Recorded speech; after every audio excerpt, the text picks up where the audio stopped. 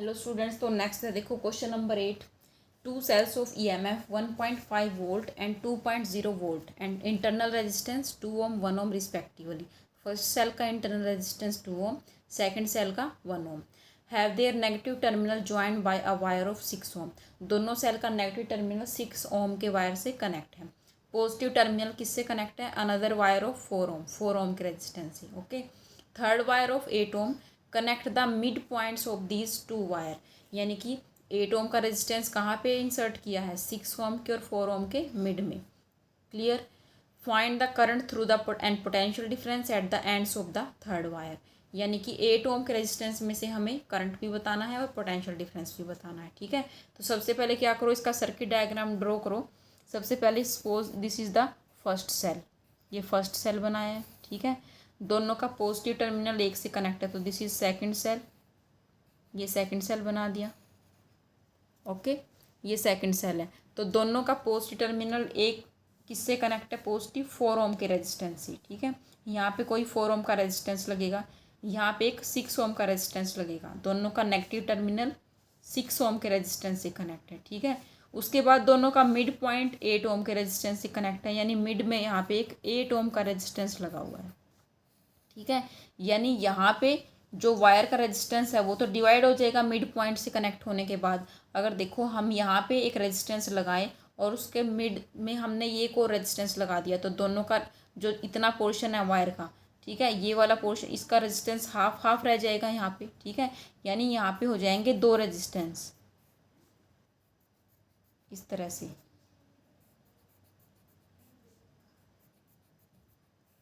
Clear. यानी positive terminal किससे connect था? 4 ओम से, तो 4 ओम डिवाइड होके रह गया यहाँ पे 2 ओम, और यहाँ पे कितना? 2 ओम। यहाँ पे 6 ओम का वायर था, तो ये डिवाइड होके हो गया 3 ओम, और दिस इज 3 ओम। यहाँ तक क्लियर बात। ये E1 सेल है, E1 कितना है? 1.5 वोल्ट, और इसका इंटरनल रेजिस्टेंस R1 ले लेते हैं, कितना है? 2 ओम। ओके। सेकंड सेल है, इसका EMF कितना है? 2.0 वोल्ट, और इसका इंटरनल रेजिस्टेंस कितना है? 1 ओम। क्लियर। ये 8 ओम का रेजिस्टेंस है। ये बात आगे समझ में? ठीक है, अब देखो यहाँ पे करंट को डिवाइड करो। करंट दोनों सेल सपोज ये दे रहा है I1 करंट और ये दे रहा है I2 करंट। क्लियर। ये करंट यहाँ आएगा, ये करंट आके दोनों इकट्ठा होके 8 ओम में से जाएंगे, तो टोटल करंट यहाँ पे हो गया I1 प्लस I2। ठीक है, यहीं से I1 प्लस I2 यहाँ भी जा रहा है। ठीक है, तो I1 प्लस I2 इधर जाएगा, और I1 इधर चला जाएगा, I2 इधर चला जाएगा, तो this is I2 and this is I1। Okay, यहाँ पे I1 जा रहा है। यहाँ तक क्लियर। Circuit diagram clear. अगर सर्किट डायग्राम बन जाएगा तो जो किरचॉफ लूप है वो बहुत आसानी से लगा पाओगे इसके अंदर। ओके, तो किरचॉफ जो है, किरचॉफ सेकंड लॉ अप्लाई करने से पहले इसके पॉइंट्स के नेम रख देते हैं, A B C D E, ये E पॉइंट है, और this is point F। Okay, तो अब यहाँ पे किरचॉफ लूप अप्लाई करते हैं, किरचॉफ लॉ अप्लाई करते हैं। तो लूप सबसे पहले लेते हैं A B E F और A। ठीक है, यही लूप लगा लेते हैं। तो यहाँ पे हमने क्या क्या मानना है कि सबसे पहले हमें करंट मानना है। ठीक है, करंट हमने माने हैं I1 और I2। Okay, let I1 and I2 be the currents from 2 cells. Okay, दोनों सेल्स में से I1 और I2 करंट जा रहा है। ठीक है, नाउ अप्लाई किरचॉफ्स लॉ। कौन सा लूप लेंगे सबसे पहले? A B E F और A। क्लियर। करंट की डायरेक्शन में ही जाएंगे ऐसे। ठीक है, तो सबसे पहला लूप हो गया, ये किस डायरेक्शन में हो गया? एंटी क्लॉकवाइज डायरेक्शन में। ठीक है, तो लूप लगाओ। देखो यहाँ से A से B की तरफ आई करंट कौन सा आ रहा है? I1। रेजिस्टेंस कौन सा है? 2 ओम का, तो क्या हो जाएगा यहाँ पे? 2 इंटू I1। ओके, फिर plus total current I1 plus I2 plus I2 कितने ओम के रेजिस्टेंस में से जा रहा है? 8 ओम के।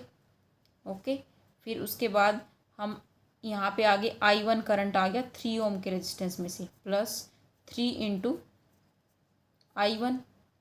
यहाँ तक समझ आ गई। उसके बाद देखो सेल आ गया, सेल का इंटरनल रेजिस्टेंस कितना है 2 ओम, करंट कितना है I1, तो प्लस 2I1 भी लिखेंगे। सेल का इंटरनल रेजिस्टेंस भी हमें यहाँ पे कंसिडर करना होता है, ठीक है। 2I1 हो गया। उसके बाद सेल का EMF है 1.5। अब ये बताओ प्लस का या माइनस का, सेल का कौन सा एंड आया है पहले बताओ, नेगेटिव एंड पहले आया है, तो negative means -1.5 and equal to 0। Okay, तो इसको सोल्व कर दो। ये हो गया 2I1 plus 8I1 plus 8I2 plus 3 और 2 कितना हो गया 5I1। 1.5 को ले जाओ इधर। ओके, तो I1 कितने हो गए टोटल 8, 2 और 5, यानी कि 15I1 plus 8I2 is equal to 1.5। Suppose this is equation number 1। Clear यहाँ तक। उसके बाद लूप अप्लाई, लॉ अप्लाई करो। कौन से लूप के अंदर, यहाँ से ले लेते हैं, या तो लगाओ BCDEB, ठीक है। या फिर करंट की डायरेक्शन में चलना चाहते हैं तो देखो करंट की डायरेक्शन ऐसे जाएंगे हम, यानी कि CBEDC ये भी लगा सकते हैं, ठीक है। Now in the loop CBED और C। क्लियर। अब इस लूप के अंदर बताओ, सबसे पहले कहाँ पे आए हम, I2 करंट आ रहा है 2 ओम के रेजिस्टेंस के अंदर, तो क्या लिखोगे 2 इंटू I2। क्लियर। फिर आ गया I1 plus I2, I1 plus I2 into 8। Okay, फिर प्लस I2 करंट आ गया 3 ओम के अंदर, तो 3 into I2। Okay, 3 into I2 हो गया, देखो यहाँ पे यही बात है। उसके बाद क्या आ गया, क्या रह गया यहाँ पे, इंटरनल रेजिस्टेंस सेल का क्या है 1 ओम। ओके, 1 ओम, करंट आया I2 प्लस 1 इंटू I2 हो गया। क्लियर। उसके बाद सेल का नेगेटिव एंड पहले आया, तो -E2 कितना है 2.0, यानी कि 2 और summation equal to 0।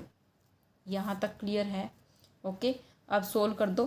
2I2 plus 8I1 8I2 plus 3I2 और प्लस I2। ओके, 2 को ले जाओ इधर। I2 कितने हो गए 3, 4 और 12, ठीक है। 12 और 2 कितना हो गया 14, यानी कि 14I2 plus 8I1 is equal to क्या आ गया 2। क्लियर, ये इक्वेशन हमारी बन गई, ठीक है। अब क्या इस इक्वेशन को 2 से कर सकते हैं, डिवाइड कर सकते हैं बिल्कुल, यानी कि ये आ जाएगा हमारे पास 7I2 plus 4I1 is equal to 1। Suppose this is equation number 2, second equation. Clear. उसके बाद देखो अब दोनों इक्वेशंस हमें सोल्व करनी है, ठीक है। तो सोल्व कैसे करोगे, देखो किसी एक, जो या तो I1 का जो है ये न्यूमेरिकल वैल्यू सेम करनी पड़ेगी, या फिर I2 की, ठीक है। तो जिसकी ज़्यादा इजी होगी उसकी करेंगे। देखो अगर हम फर्स्ट इक्वेशन को मल्टीप्लाई करें 7 से, ठीक है, 7 से कर दो multiply,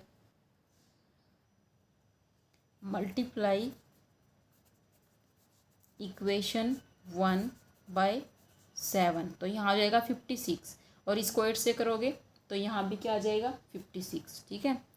and equation 2 bye 8। Okay, तो करो मल्टीप्लाई। इक्वेशन 1 को किससे करना है 7 से, तो ये हो जाएगा 105I1 plus 56I2 is equal to 10.5। Okay, equation third. अब इसको करो 8 से, 56 को यहाँ लिख दो, 56I2 32I1। Clear, equal to क्या आएगा 8। Equation number 4। क्लियर। तो अब क्या करो, इसको सब्ट्रैक्ट करना है, सब्ट्रैक्टिंग इक्वेशन 4 फ्रॉम 3, ठीक है। ये बड़ा है 105, तो इसमें से इसको माइनस कर लेते हैं। सब्ट्रैक्ट इक्वेशन 4, ठीक है, फ्रॉम थर्ड कर दो सब्ट्रैक्ट, इसको इसमें से करोगे तो ये कैंसिल। ओके, 105 में से 32 को करोगे तो कितना आएगा 73I1। ओके, इक्वल टू 10.5 में से 8 को माइनस करो तो ये आएगा 2.5। तो I1 की कितनी वैल्यू आ गई 73I1 इक्वल टू क्या है 2.5। It means I1 is equal to 2.5 upon 73। ठीक है, अगर इसको डिवाइड करना चाहो तो डिवाइड कर लो, नहीं तो इतना आंसर भी हमारा ठीक है। ठीक है, इतना एम्पियर क्या आ गया, करंट आ गया। ओके, अब देखो ये वैल्यू अगर हम पुट करें इक्वेशन नंबर सेकंड में, put value of I1 in equation number second. ठीक है, सेकंड इक्वेशन में पुट करो। सेकंड इक्वेशन थी 7I2 प्लस 4 इंटू I1। ठीक है, I1 की वैल्यू है 2.5 अपॉन 73 इज इक्वल टू 1। अब 7I2 प्लस 4 को इससे मल्टीप्लाई करोगे, ठीक है, तो कितना आएगा 0 10। ठीक है, 10 upon 73 is equal to 1। It means 7I2 equal to 1 minus 10 by 73। ठीक है, इसको माइनस करोगे 1 में से तो ये आएगा 63 upon 73 7I2। It means I2 will be equal to 63 upon 73 into divide में चला जाएगा 7। ठीक है, तो ये कैंसिल हो जाएगा 9 पे, तो ये आ गया 9/73 एम्पियर I2 की वैल्यू। क्लियर। तो क्या क्या फाइंड आउट करना था, एक तो करंट थ्रू ईच सेल, यही फाइंड आउट करना था, तो दोनों सेल का करंट आ गया। अब करंट थ्रू 8 ओम रेजिस्टेंस भी हमें फाइंड आउट करना है, तो टोटल रेजिस्टेंस, टोटल करंट उसके अंदर कितना है I1 प्लस I2। ठीक है, तो टोटल करंट हो गया हमारे पास I will be equal to I1 plus I2। ठीक है, I1 की वैल्यू कितनी है, I1 की वैल्यू है 2.5 अपॉन 73 और I2 की हमने फाइंड आउट की है 9 अपॉन 73। ठीक है, ऐड करोगे क्या आ गया 11.5 अपॉन 73 एम्पियर। क्लियर। तो ये आ गया total current across 8 ohm resistance. अब पोटेंशियल डिफरेंस भी करना है। पोटेंशियल डिफरेंस अक्रॉस 8 ओम यानी कि जो मिड वायर है उसके अक्रॉस कितना होगा, 8 ओम के अक्रॉस जितना होगा। ठीक है, तो V इज इक्वल टू क्या यूज़ करना है, V is equal to current into resistance. Total current आया 11.5 अपॉन 73, यही था टोटल करंट उसके अक्रॉस, इंटू रेजिस्टेंस कितनी वैल्यू का है 8 ओम का, तो 8 से मल्टीप्लाई। ठीक है, तो इसको डिवाइड करो और 8 से मल्टीप्लाई करोगे, करके देखना। ठीक है, जो आंसर आता है इसको मैच कर लेना। तो ये जो है हमारा जो मल्टीप्लाई और डिवाइड करके हमारा आएगा 1.26 वोल्ट। क्लियर, डिवाइड करके देख लेना, यही आएगा। ओके, तो यही चीज़ हमें यहाँ पे फाइंड आउट करनी थी। क्लियर।